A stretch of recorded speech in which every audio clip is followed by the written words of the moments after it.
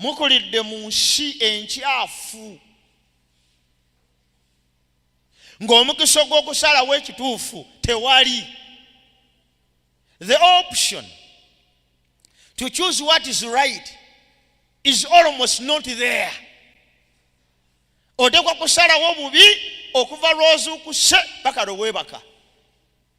Buli ky'okubaka amaaso kibi, buli ky'owuliriza kibi, buli muntu yenna gw'otunuulira kibi.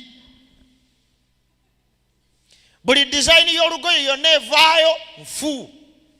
Buli kagoye akapya konna ke bateeka ku market kafu. Buli TV program yonna gye bateekako nfu. Buli movie yonna gye bazannya nfu. I pity you people. Where are you going to get the best example of a human being? Temulina na mukisa kulaba ku mukazi mutuufu bw'ateekwa kubeera in your entire life. Mudukane ku seerirowooza tina bikanze mutuufu ng'olaba oli waddeko singa bw'olaba. You no longer have the best examples. Temukyamanyi na muntu ayogera bulungi bw'ayogera. Gwale program byonna ebyonna biri ku TV ebiri ku radio badwaleka na bulekaji ogamba tya kati mubuliddwa n'omukisa okutegeera omuntu w'obuvunaanyizibwa yayogeranga atya. Temukyakimanyi na kimanya. I pity you people. And sometimes I tell my fellow youth leaders, I don't know what we are going to do because these younger people have no example.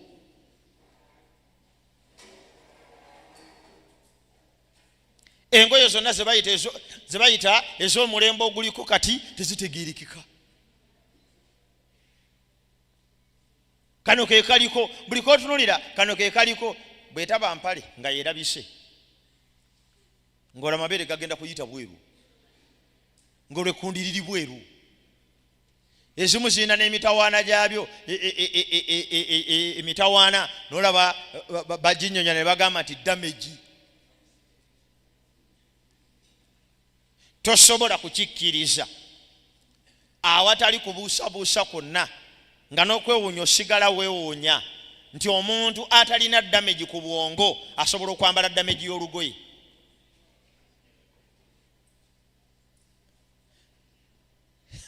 Kasita otuuka kussa ng'osobola okwambala olugoye oluli damaged, it is a sign nti waliwo ekitundu ku ggwe ekisobye tonnakiraba bulabi. Kyengamba kasa kibanga ekitundu ekyo tekiyinza kukoonako zuukuka owunga nga ekitundu ekyo tekikyasobola kugamba nti olugoye kisiimuula. There is an issue. You have a mental issue. Naye temukyalina kyakulabirako. It is as if it is okay omuntu okwambala ebituli and very normal.